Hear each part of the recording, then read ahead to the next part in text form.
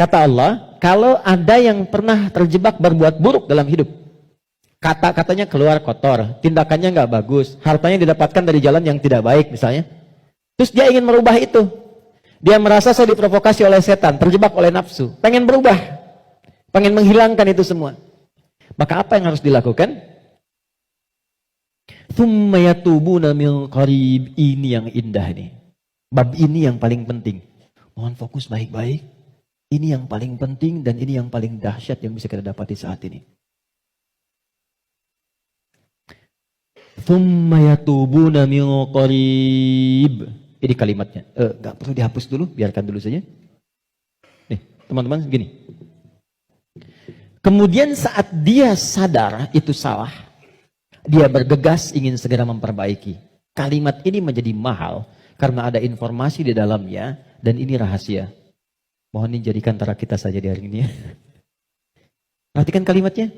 Ternyata, maaf, seburuk-buruknya perbuatan yang pernah dikerjakan oleh manusia, rahmat Allah menjadikan setiap manusia itu selalu mendapat kesempatan cahaya untuk kembali. Karena itu, seburuk apapun perbuatan yang pernah dilakukan, pasti akan ada kilatan di hati kita yang mengingatkan, apa masih mau begini terus? Bisa nggak saya berubah? Pernah nggak merasakan itu? Ya, bisa nggak saya tahajud malam? Bisa nggak saya sholat? Sampai kapan saya mau begini? Nah, itu yang mahal. Kadang-kadang datangnya lewat renungan, kadang-kadang datangnya lewat pandangan. Misal, Anda pulang dari pekerjaan, kok tiba-tiba Anda lewat ke depan masjid yang banyak orang sedang menunaikan sholat. Tiba-tiba Anda lewat ke pesantren yang anak-anak kecil sudah bawa mushaf, pengen menghafal. Sedang melihat kan? Pertanyaan saya, kok bisa Anda lewat situ, padahal bisa melalui jalan yang lain? Itu kalau bukan sayang Allah, gak mungkin diberikan demikian. Kadang-kadang lewat pendengaran. Kadang-kadang pendengaran dan penglihatan. Pendengaran misal, ta'lim di masjid, Masjid Raya Pondok Indah, atau misalnya MRBJ di sini. Suara keluar, Anda lewat situ. Begitu Anda lewat, terdengar kalimat, bertobatlah kepada Allah sebelum kita semua wafat. Padahal kalimat itu ditujukan pada jamaah yang di dalam, tapi suaranya keluar, Anda yang dengar. Kok bisa Anda dengar itu? Gitu?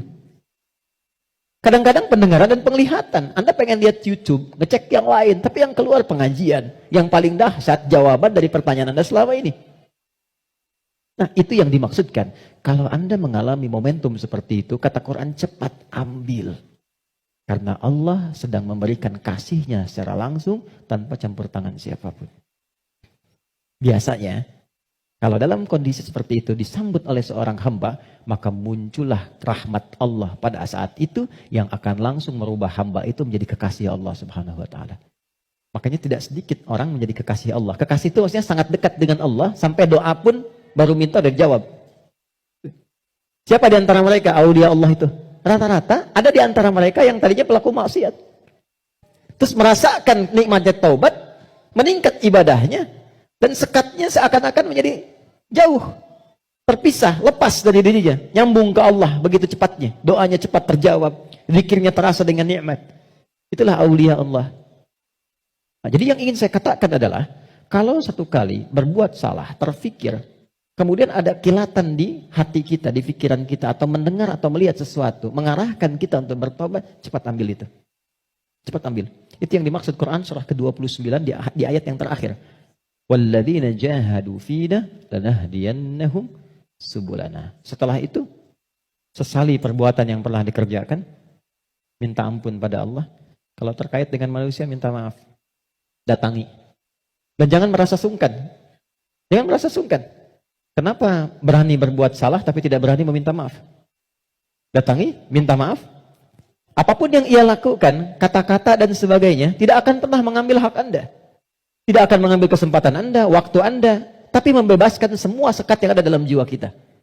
Tapi kalau orang lain yang salah, maafkan dulu. Memaafkan orang itu akan menghilangkan sekat dalam diri kita, sehingga tidak pernah memikirkan dia lagi.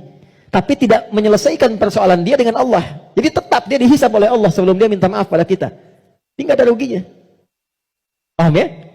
Karena itu, kalau ada kilatan di pikiran kita, mengajak untuk bertobat, cepat respon, sesali perbuatan itu, berjanji tidak mengulangi, dan mengganti dengan perbuatan baik. Apa tandanya taubatnya diterima? Tandanya semua perbuatan yang jelek yang pernah keluar dari lisan, dari mata, dari telinga sampai ujung kakinya, misal, maka berganti menjadi perbuatan baik. Itu tandanya hamba itu diterima taubatnya oleh Allah Subhanahu wa taala.